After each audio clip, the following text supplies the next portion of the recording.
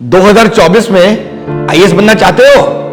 तैयारी स्टार्ट कर दी है, लेकिन पहले यह तो बताओ कि आप यूपीएससी वर्दी होगी कि नहीं। प्रिपरेशन सही डायरेक्शन में चल रही है कि नहीं चल रही है, यह कैसे पता लगेगा? भाई सबका तो चाचा मामा पापा आईएएस आईपीएस तो होते नहीं है।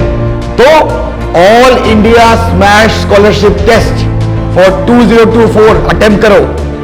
आपको अप टू 100% स्कॉलरशिप मिल सकती है हमारे मेंटरशिप प्रोग्राम में।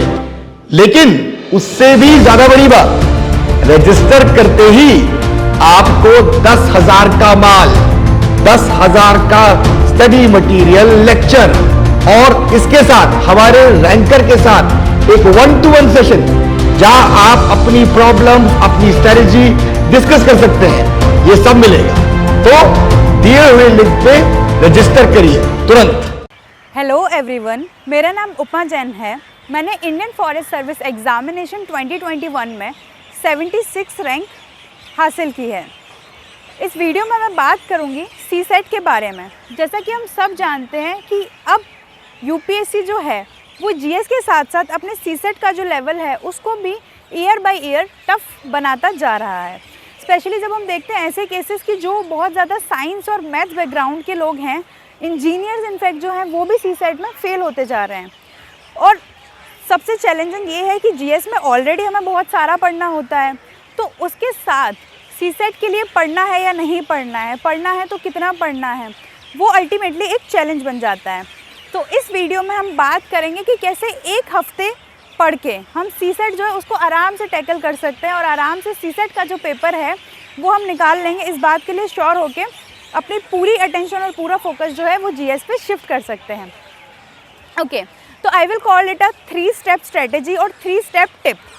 The first part is test, the second part is I which is identify and the third part is practice. तो सबसे पहले हमें क्या करना है कि हमें जनरली फियर होता है कि सीसेट में हम कैसा परफॉर्म करेंगे। तो सीसेट जीएस से बहुत ज़्यादा अलग है। तो इसमें अगर आपका साइंस और स्पेशली मैथ बैकग्राउंड अगर आपका स्ट्रॉन्ग है, मैथ्स और रीजनिंग, और आप ठीक ठाक मार्जिन से सीसेट को क्लियर कर रहे हैं, तो इस केस में आपको ज़्यादा वरीड होने की ज़रूरत नहीं होती है। So our first step is test.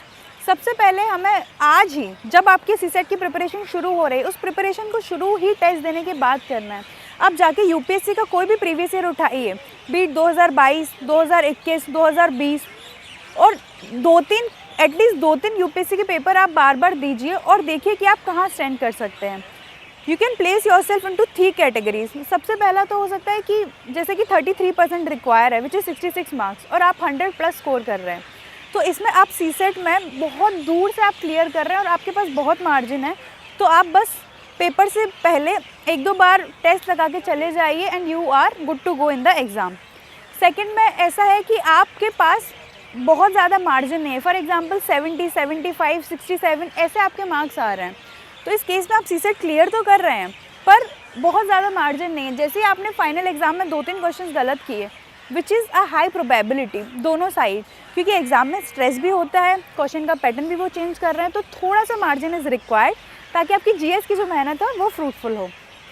और तीसरा है कि आप बहुत नीचे लाई कर रहे हैं यूपीएससी की स्केल में। फॉर इंस्टेंस आप 40s या 50s में स्कोर कर रहे हैं सीसेट में, तो अगेन दिस इज़ समथिंग जिस पे हमें काम करना होगा।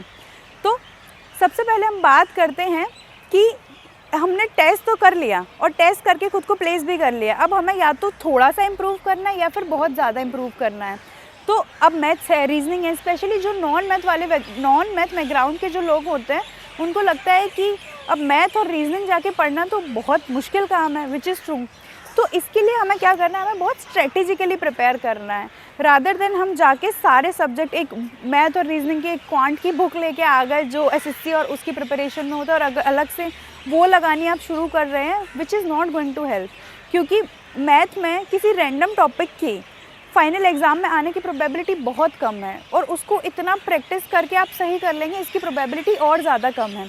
यूपीएससी के सीसेट में कुछ टॉपिक ऐसे हैं जो रेपिटेटिवली पूछे ही जा रहे हैं year by year. I will make it simple. सबसे ज़्यादा क्वेश्चन डायरेक्शन वाले जो सवाल होते हैं कि आप लेफ़्ट जाते हैं, फिर वहाँ 2 किलोमीटर चलते हैं, फिर राइट लेते हैं, तो कौन सी डायरेक्शन होगी या टोटल डिस्टेंस क्या होगा, वो वाले क्वेश्चन, परसेंटेज वाले क्वेश्चन, कोडिंग वाले क्वेश्चंस, और प्रोबेबिलिटी वाले क्वेश्चन और कैलेंडर वाले क्वेश्चन। अगर आप देखोगे तो these are some of the topics जो यूपीएससी कितना भी पैटर्न चेंज करने के बाद 1 या 2 सवाल ज़रूर से पेपर में दे रहा है। तो रादर देन आप मैथ्स और रीजनिंग की पूरी बुक पढ़ रहे हो, आप केवल उन टॉपिक्स को, जो टॉपिक्स मैंने आपको बताए, इनको और ज़्यादा आइडेंटिफाई करके प्रैक्टिस करो जो आपको नहीं आते हैं, और केवल इन कुछ टॉपिक्स को प्रिपेयर कर लो। उसके बाद this another thing is comprehension. I would like to tell कि बहुत लोगों का कंप्रहेंशन को लेके मिथ होता है कि ये अंग्रेज़ी का पेपर है, वो मैथ है और ये अंग्रेज़ी है। तो लेट मी टेल यू कि ये इंग्लिश का टेस्ट बिल्कुल भी नहीं है। कॉम्प्रहेंशन मीन्स कि आप कितना ज़्यादा कोई बेसिक, एक अगर आपको कोई बहुत डिटेल स्टेटमेंट दिया गया है या किसी बारे में बात की गई है, तो कितनी जल्दी आप कॉम्प्रहेंड करके समझ लोगे कि अच्छा इस बात की मेन क्रक्स या मेन थीम क्या थी। कॉम्प्रहेंशन का मतलब है कि अगर आपको बहुत सारे फैक्ट, बहुत सारा डेटा और बहुत एक बड़ी सी बात इधर उधर घुमा फिरा के गई है, तो क्या आपके अंदर टेंडेंसी है कि आप आसानी से पकड़ पाएँ कि उसकी सेंट्रल थीम क्या थी या उस जो पैसेज है उसका क्रक्स क्या था। तो कॉम्प्रहेंशन में आपको बस कुछ चीज़ें, 1-2 चीज़ें जो हैं वो याद रखनी होती हैं। फिर उसके बाद जब आप कॉम्प्रहेंशन करोगे तो आपको रियलाइज़ होगा अरे ये तो बहुत ईजी था। फॉर इंस्टेंस, सबसे पहला ये होता है कि अगर आपने कॉम्प्रहेंशन का स्टेटमेंट भी पढ़ा हो तो कई बार क्वेश्चन नहीं लिख देते हैं according to author which of the following statement is correct.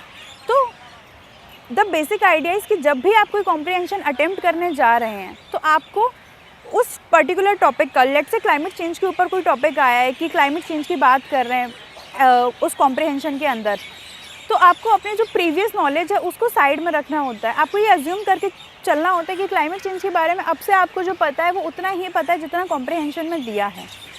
तो फिर अब जब आप क्वेश्चन को आइडेंटिफाई करेंगे तो बहुत सारी चीज़ें ऐसी होंगी। फॉर एग्जांपल आपसे पूछा है कि according to the passage what are the implication of let's say depletion of ground water, तो उसमें 2 पॉइंट ऐसे होंगे जो ग्राउंड वाटर के इम्प्लीकेशंस तो होंगे पर वो कहीं भी पैसेज में नहीं दिए होंगे। हम क्या करते हैं कि अरे ये भी ग्राउंड वाटर का इम्प्लीकेशन है, ये भी ग्राउंड वाटर का इम्प्लीकेशन है, फिर हम कंफ्यूज हो जाते हैं और अल्टीमेटली हम गलत आंसर मार्क करके आ जाते हैं। हमें ये ध्यान रखना है कि हमें जो आंसर मार्क करना है वो उन लाइन्स के अंदर करना है, उस कॉम्प्रहेंशन की लिमिट के अंदर मार्क करना है।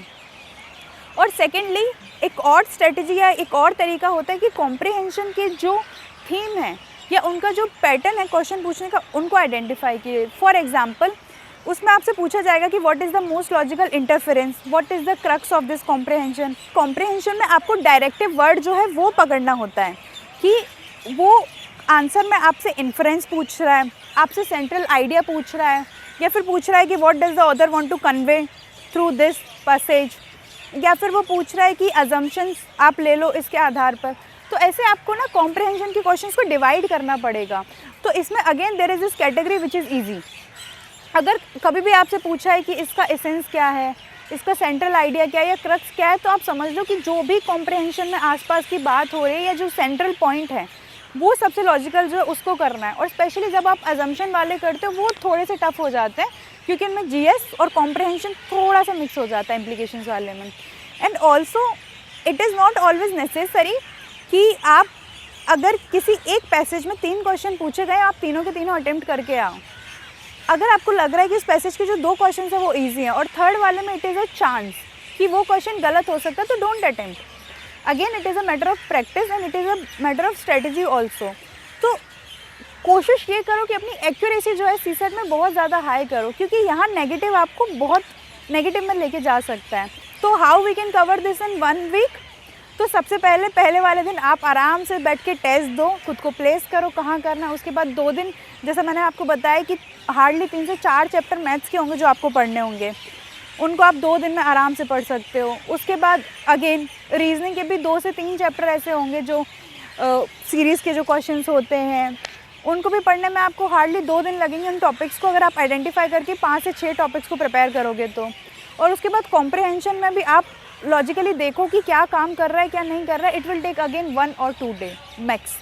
और फिर उसके बाद जब आप अपनी स्ट्रेटेजी डिवाइस कर लो तो उसके बाद एक बार उसको टेस्ट करके ज़रूर देखो। You can play on accuracy, क्योंकि ये सीसेट है। बस आपको अपनी स्ट्रेंथ और वीकनेस आइडेंटिफाई करनी है थ्रू टेस्ट। स्ट्रेटेजिकली टॉपिक उठा के फिर प्रिपेयर करने हैं और फिर प्रैक्टिस करना है। This is how you can clear CSAT and it is actually less than a week. तो आई होप कि सीसेट ऐसा पेपर है जिसे आप इग्नोर नहीं करेंगे और बहुत जल्दी एक हफ्ते में इसको प्रिपेयर करके साइड रख के जीएस की तैयारी वापस शुरू कर देंगे। Wish you all the very best. Thank you.